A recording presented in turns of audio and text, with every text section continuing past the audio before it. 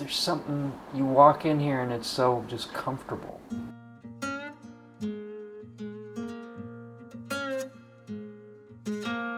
I mean, as a kid, there was more of these shops, and I remember my dad taking me. They were all kind of like this.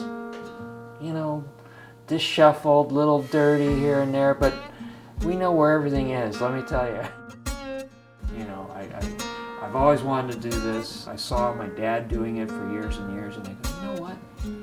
I could be really good at this. I just told myself I could be really good at it, and this is something I could really do well, I think. I was ready to come and work here out of high school. My dad said, no. You're gonna need to get a college education, like your brother. Did the 4-year thing, and then I had a professor he was a business professor, and he took me out to lunch. This was my senior year.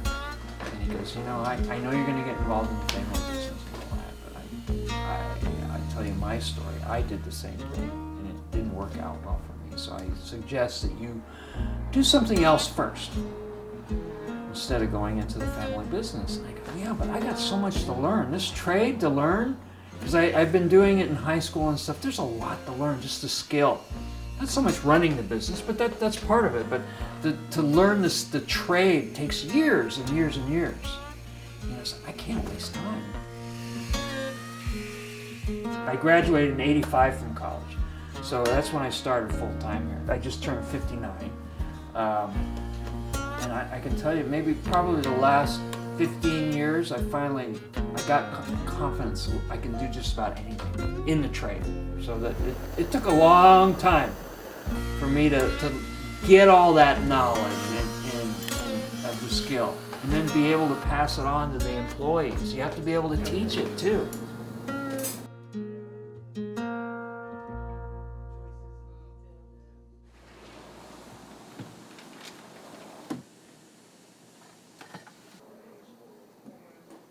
I love what I do. It's just fulfilling in a way that is unusual, and the bosses are great. I work with people that actually care about what they're doing and care about the people that work for them. But you don't get that very often.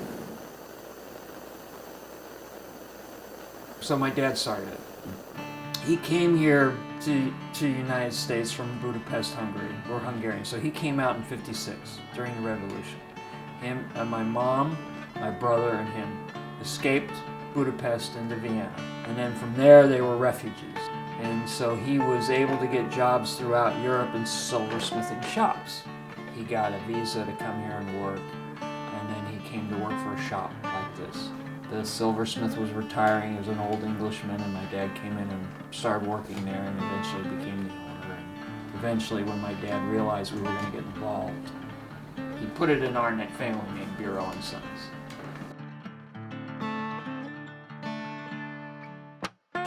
He was still working up to like '89.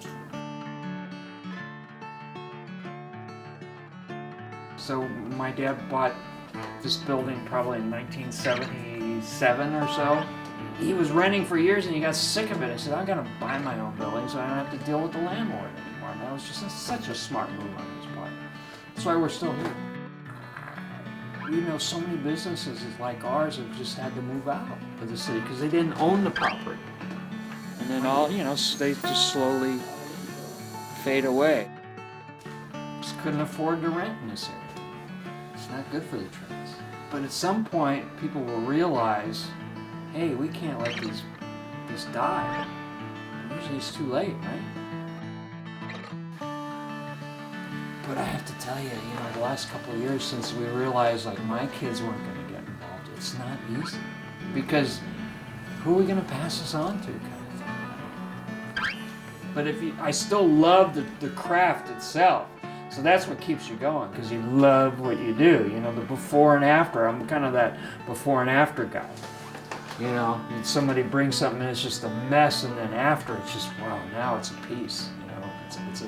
It's back to where it should be. I mean, it's just such a cool feeling. It's hard to describe. You get attached to it. So you put some of yourself into this.